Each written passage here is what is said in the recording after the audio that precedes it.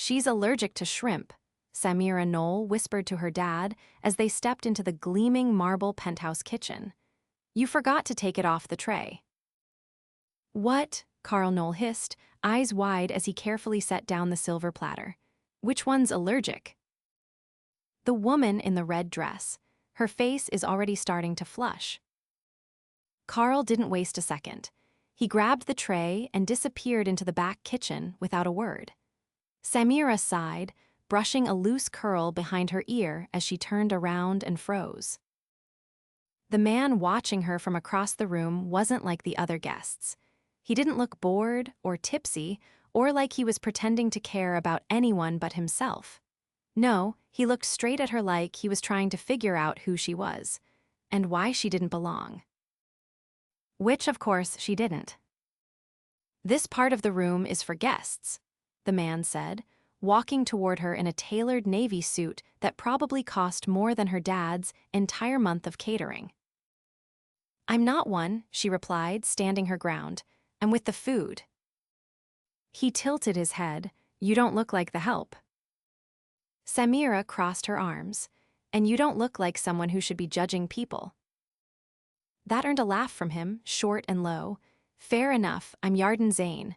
Own the place. Of course he did. Samira blinked. The penthouse. He looked around like he barely noticed it anymore. Yes. She caught herself staring. He didn't just look rich, he looked like the kind of man who made people nervous with a glance. But he was also young, maybe early 30s, and every time he looked at her, it felt like she was being studied. Not judged, just seen. Well, Yarden Zane, she said, attempting to sound unaffected, I'm Samira. My dad's Carl, he's catering your event. Yarden's eyes flicked toward the back kitchen. The guy who sprinted out of here with the shrimp. Samira tried not to smile. That's him. Yarden stepped closer. You always help him. He's a single dad. Someone's gotta make sure he doesn't give anyone food poisoning.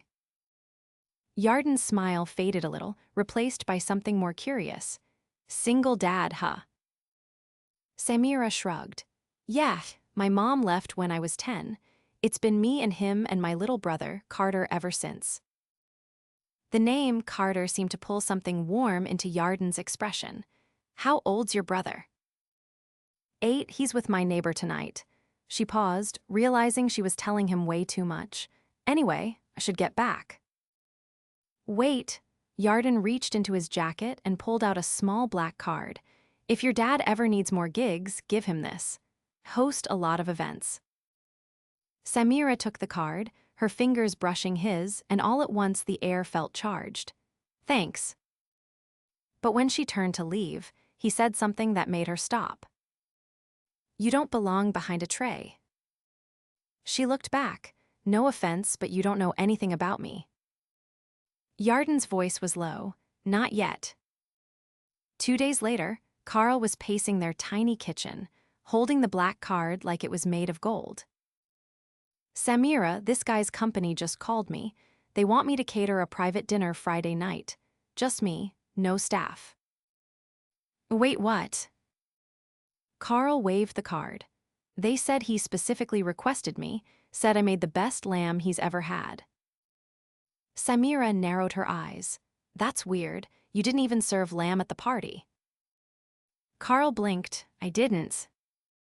No, you made chicken. You said you couldn't afford lamb that week.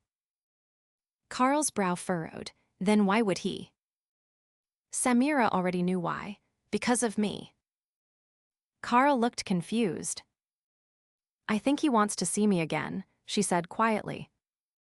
Friday night, Carl stood in front of the mirror, adjusting his tie for the 5th time. You sure you're okay watching Carter at the penthouse with me? I can ask them to send a sitter. I'm fine, Samira said. I'll keep him busy. But when they stepped off the private elevator and into Yarden's home, she realized she hadn't been prepared. This wasn't just a fancy apartment. It was a palace in the sky floor to ceiling windows, chandeliers, a grand piano, and massive art pieces that probably cost more than their apartment lease for a year. and Yarden stood at the window, drink in hand, wearing a crisp white shirt and black slacks like he belonged in a luxury magazine. When he turned and saw her, he didn't look surprised. He looked happy. "You came," he said, walking toward her. "I'm here for Carter," she replied, but her voice wavered. Yarden crouched down to Carter's level. "Hey, buddy, you like video games?" Carter lit up. "I love them." Yarden smiled. "Good, I've got a whole room full. Come on, I'll show you." Samira watched, stunned, as her little brother disappeared down the hallway with a millionaire who somehow already knew exactly how to win kids over. Her dad leaned in. "You sure this guy's not dangerous?" She stared after them. "That's the problem. I don't think he is." Samira expected to sit on the couch and scroll through old magazines while Carter played, but instead, Yarden returned 20 minutes later and said, "He's good for a while. You hungry?" She hesitated. "Are you offering me food that my dad cooked in your kitchen?" "No, I made reservations." Her eyes widened. "What?" "I have a driver. He's already waiting downstairs." She looked toward the hallway. "Carter." "Your dad said he'd watch him," Yarden interrupted gently. "Just one dinner, you can say no." Samira didn't say no. The restaurant was the kind of place that didn't have prices on the menu. Waiters in tuxedos, soft piano music, candlelight. She sat across from Yarden and tried not to panic. "You really didn't like the shrimp tray?" she asked. "I didn't touch it." "Then why did you say you liked it?" He leaned forward. "Because I wanted a reason to see you again." Samira's breath caught. "I'm not good at this," she admitted. "Neither am I," he said, "but I haven't stopped thinking about you since the party." She looked down at her hands. "We're from two different worlds." Yarden reached across the table and took her hand. "Maybe, but I've had everything money can buy, and none of it ever made me feel the way I did when you looked me in the eye and didn't care who I was." She looked up, her eyes meeting his. "Give me a chance, Samira."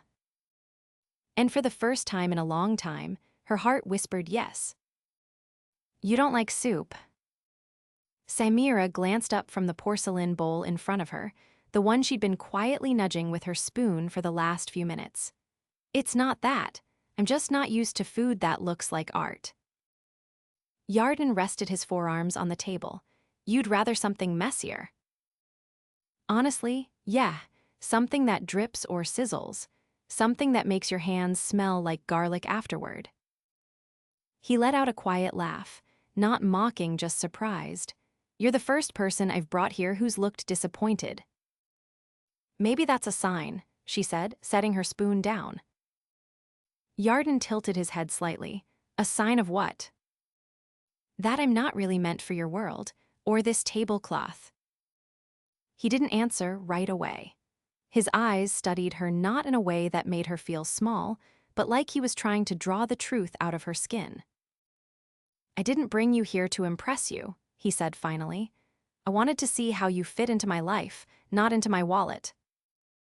She leaned back. "That sounds like something someone rich would say." "And that sounds like someone who's used to being disappointed." The words hit harder than she expected. She looked away, suddenly too aware of how out of place she felt under the soft crystal lights. Yarden reached into the inside pocket of his jacket and placed a folded napkin on the table. Inside it was a small, hand-drawn picture, crayon lines, stick figures, and a rocket ship that looked more like a crooked triangle. "That's from Carter," he said. "He gave it to me before I left the apartment." Samira blinked. "He did." "He said it was for the man who has space in his house, but not in his smile." She stared at the drawing. "He said that." Yarden nodded. "He's observant like you." Samira ran her thumb gently over the corner of the paper. "He draws when he's nervous, or when he likes someone." "So which one was I?" She smiled faintly. Both, probably. He leaned closer across the table. What about you? Are you nervous or do you like me? I don't know yet, she said, eyes meeting his, but did say yes to dinner. He gave a slow nod. Then I'll take that as a start. The ride back to the penthouse was quiet, but not awkward. The kind of silence that settled in after something unfamiliar but good.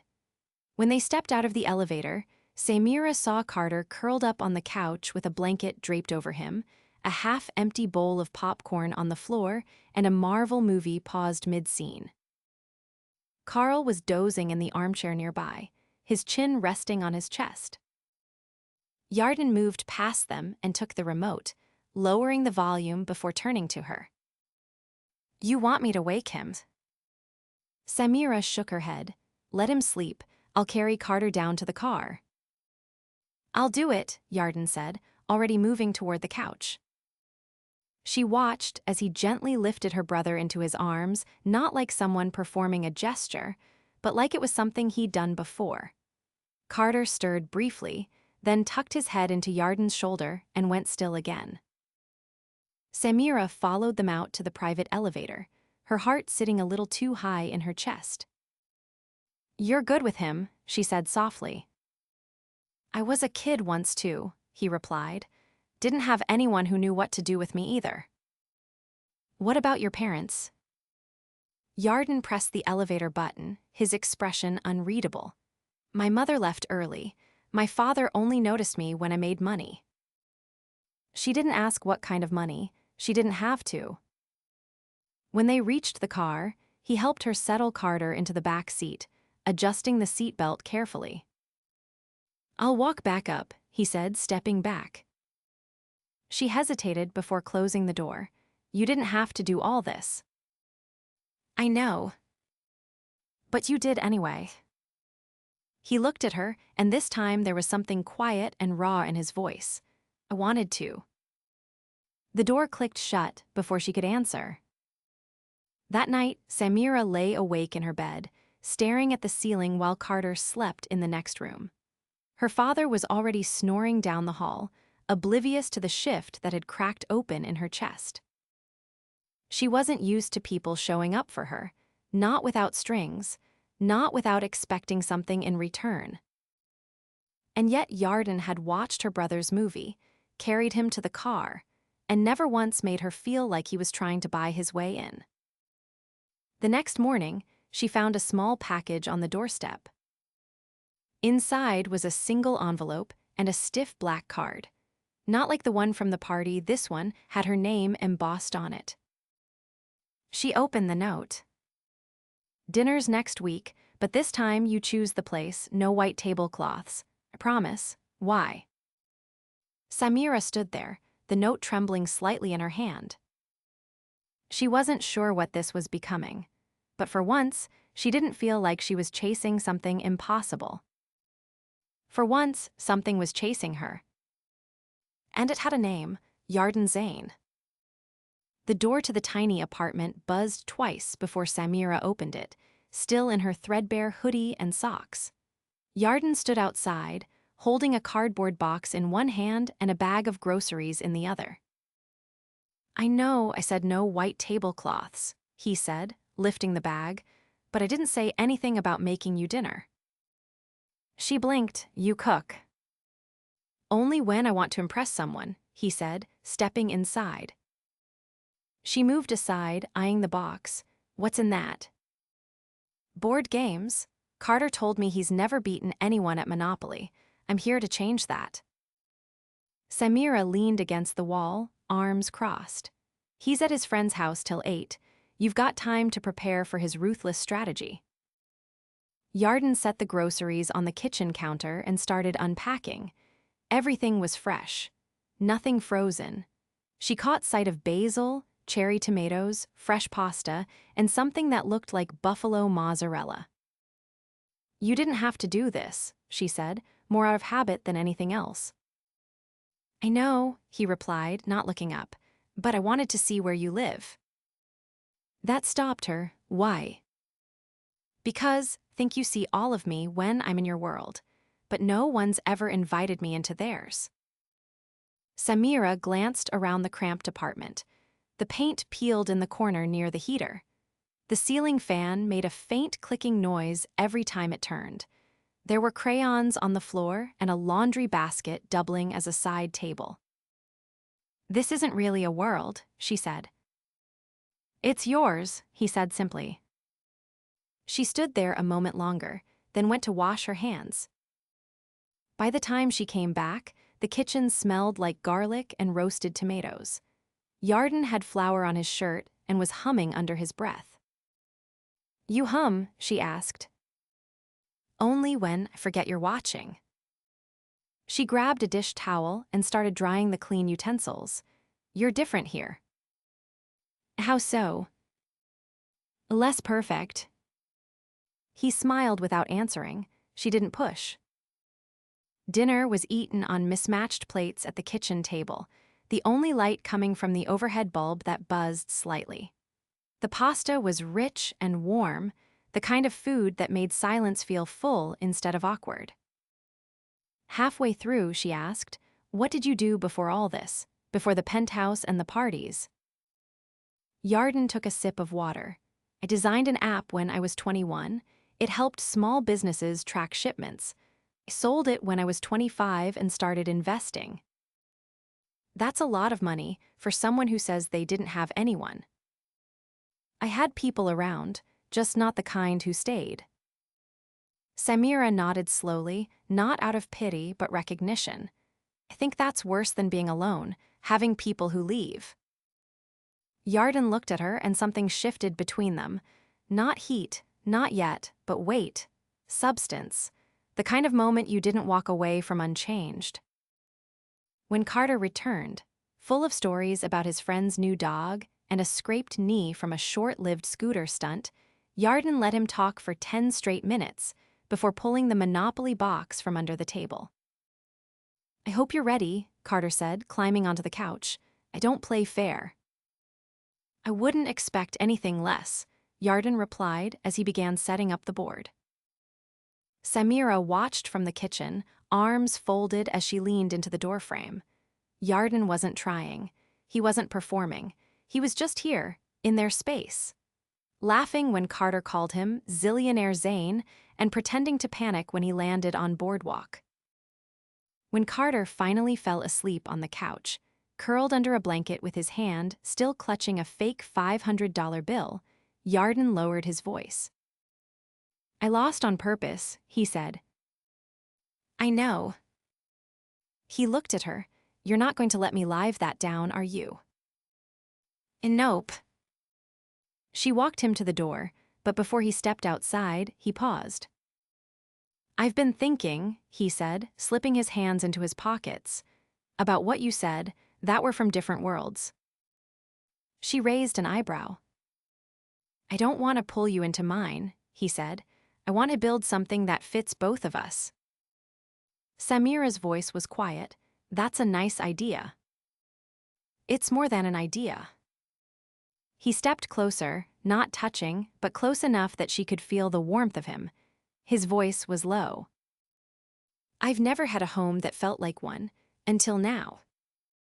Her breath caught, not because of the words, but because she believed them. She opened the door and let him out, then leaned against it after it closed. Yarden Zane wasn't trying to impress her anymore. He was trying to belong. It was raining the night Samira found out the truth, the kind of cold, steady rain that blurred the city lights into streaks of gold and gray. She stood beneath the awning of the catering van while her dad double-checked the trays for a corporate gallery event. Carter was home with Mrs. Lyles across the hall, warm and safe. Samira had almost canceled, but her dad needed the extra hands tonight, and she couldn't bear the look in his eyes when he said they were behind on rent again. Yarden hadn't texted in 2 days. Not since the night he beat Carter at Monopoly with a dramatic fake groan and slipped out of their apartment with a look in his eyes that said he'd left something behind. Something he didn't know how to name. She'd told herself he was busy, that people like him had schedules and meetings and things she couldn't understand. but the silence had grown sharp around the edges. They were halfway through setting up the buffet when she heard his voice. "I didn't know you'd be here tonight." She turned to find Yarden standing by the back entrance, umbrella dripping, suit damp at the shoulders. His tie was gone, and the top 2 buttons of his shirt were undone like he'd left somewhere in a hurry. Samira's heart twisted. "You own this building too." He shook his head. "I'm on the board. The gallery director called me in last minute. Some donor threatened to pull funding because the wine wasn't French enough." "Of course," she muttered, "because heaven forbid the grapes come from the wrong valley." He stepped closer, rainwater darkening the cuffs of his sleeves. "I should have called." "I didn't ask you to," she said, but there wasn't heat in her voice, only weariness. "I know, but I should have anyway." He looked like he hadn't slept much. His eyes were shadowed, his jaw set tighter than usual. Something about him had shifted, and it wasn't the weather. Samira glanced over her shoulder. Her father was still adjusting the chafing dishes, oblivious to the tension thickening behind him. "You want to talk?" she asked quietly. Yarden exhaled. "Not here."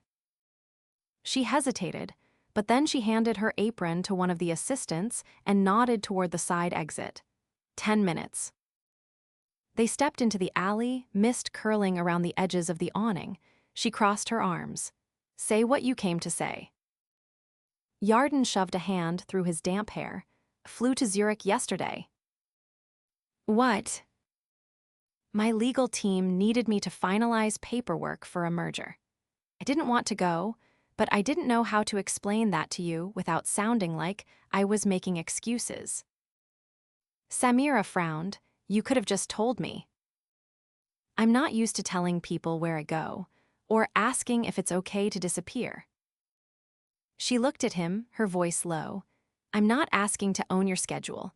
I just want to know if I matter enough to be kept in the loop." He winced.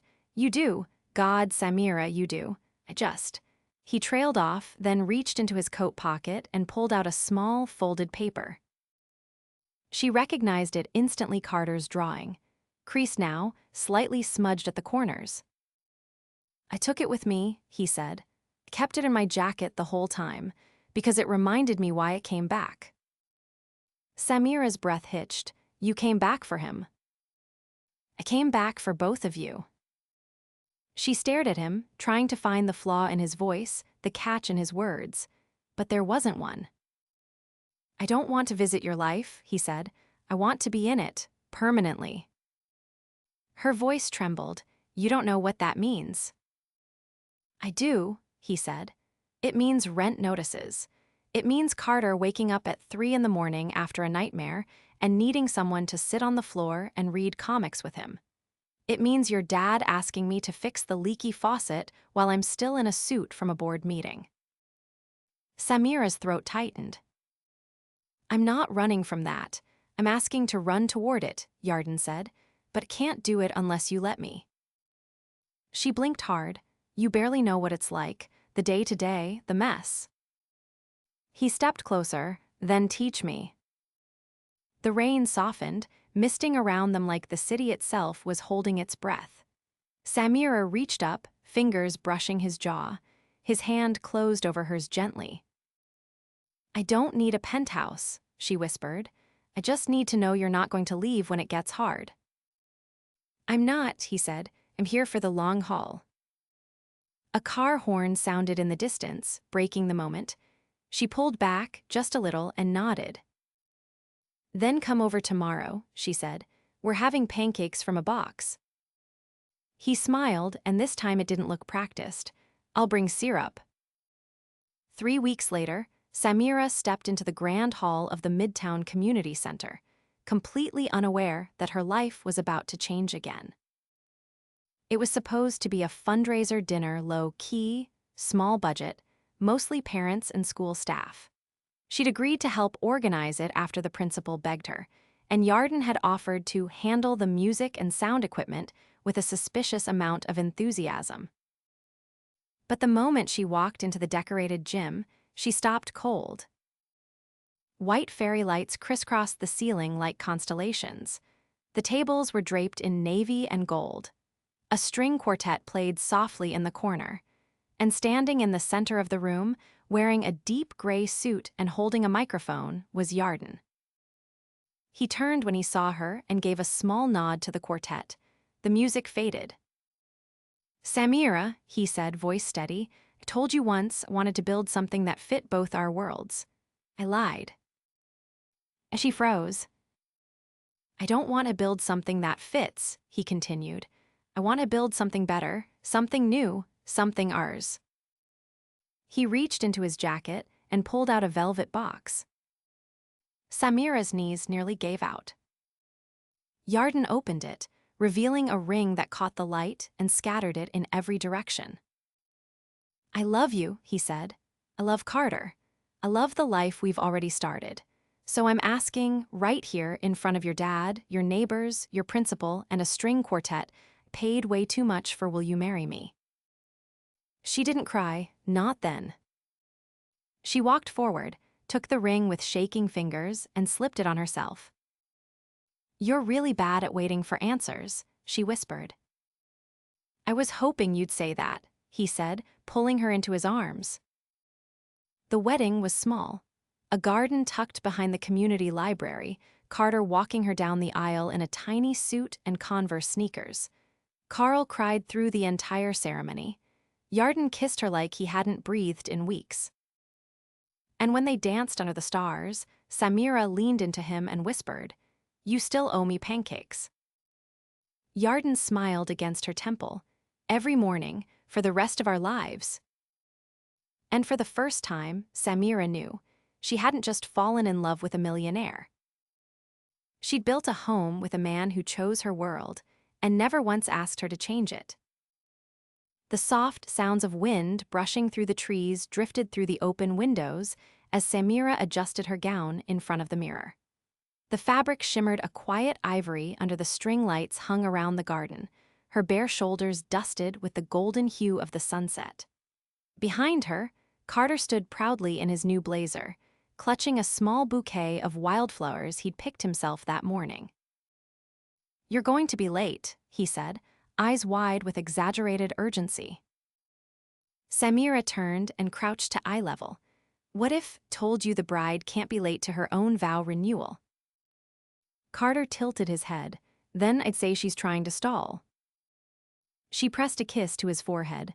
All right, let's go impress your stepfather." As they stepped outside, the soft melody of strings carried across the lawn. It had been 3 years since that first wedding in the library garden, but tonight was different, not bigger, not fancier, just deeper. A celebration not of beginnings, but of everything they'd built since. The garden had been transformed into a candlelit dream. Tall lanterns lined the aisle while clusters of hydrangeas and white roses bloomed from every table.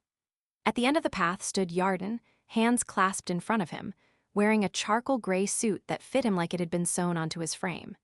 His hair was longer than it had been when they first met, and there were hints of silver at his temples, now something Samira had teased him about endlessly. But tonight, under the fading light, he looked. As she walked toward him, Carter led the way, his head held high. The guests' friends from the community center, former clients turned family, and even a few of Yarden's business partners who'd traded in their boardroom stiffness for linen shirts rose from their seats in quiet awe. When she reached the altar, Yarden stepped forward, taking her hands in his. His voice was low but steady. "I didn't know what it meant to stay until you showed me how," he said. "And every day since, you've taught me what it means to be chosen, not for what I have, but for who and when I'm with you." Samira's throat tightened. "I used to think love was something that happened to other people, but you didn't just love me, you built a life with me, you made space for my family, for my fears, for my dreams." Carter nudged Yarden's leg, and Yarden reached down to ruffle his hair before returning his gaze to Samira. "I brought a surprise," he whispered. She narrowed her eyes. "What kind of surprise?" "I'll show you after we dance." They signed the certificate again, laughing, as Carter insisted on adding his name in crayon at the bottom. Then the music shifted into something slower, deeper. Samira and Yarden moved to the center of the garden as the guests cleared a space for them. "Remember our first dance?" she asked. "I stepped on your foot twice." She smiled. "You were nervous." "I still am," he admitted. "Every day I wake up and wonder how I got this lucky." "No more wondering," she said, resting her head against his chest. "You earned it." After the dance, he took her hand and led her through a narrow path toward the side of the garden. Tucked beneath a cluster of trees stood a small wooden structure, new, but designed to look like it had been there for years. Twinkling lights framed the entrance. Inside was a tiny bookstore, barely bigger than a shed, with built-in shelves and a wide bench seat under a window. "What is this?" she whispered. "It's yours," he said. "You once told me you wanted a place where kids could read even if they couldn't afford the books. So I built one. Every kid in the neighborhood gets a card. They don't pay a thing." Samira stepped inside, her hand grazing the spines of new titles, old classics, and colorful picture books. It smelled like cedar and fresh pages. "You remembered." "I wrote it down," he said, "the night you told me." She turned, overwhelmed. "You built me a library." "I built you a promise," he said, "that your dreams matter as much as mine." Later that evening, as the guests began to filter out and the stars blinked to life above the garden, Carter fell asleep on one of the benches, curled up under Yarden's suit jacket. Samira sat beside him, her fingers laced with Yarden's, their hands resting on the table between melting candles. "I used to be afraid you'd want something easier," she said softly. "Someone who didn't come with a kid and a father and a life already half-written." "I didn't want easy," he said. "I wanted real." They sat in silence for a while, listening to the night sounds. Crickets, soft jazz from the last speaker still playing, the occasional laughter from the back porch. "I've been thinking," she said after a while. "We've been living in the same apartment for 3 years. Maybe it's time to find something that fits." Yarden raised an eyebrow. "You mean move?" "I mean build," she said. "Together, from the ground up. A home that's ours in every way." He leaned in, brushing his lips against her temple. "Then we'll start tomorrow." She looked at him, her heart steady and full. "Promise." "I swear." They woke Carter gently and walked home under the stars, their footsteps soft against the sidewalk. The streetlights flickered as they passed, and the city felt quieter than usual, like it knew something sacred had been sealed. Inside their apartment, Carter climbed into bed without protest, and Samira curled into Yarden's side on the couch, her head against his shoulder. "I used to think love was something dramatic," she murmured. "Big gestures, surprises, fireworks." "It still can be," he said, kissing her hair. "But sometimes it's just knowing someone's going to be there when you wake up." She exhaled, eyes fluttering closed. "Then, I guess I've got everything I ever wanted." And she did. Because love, she realized, wasn't something you found accidentally or stumbled into at a party with shrimp trays and chandeliers. Love was built, one quiet promise at a time, by someone brave enough to stay. And Yarden Zane had stayed.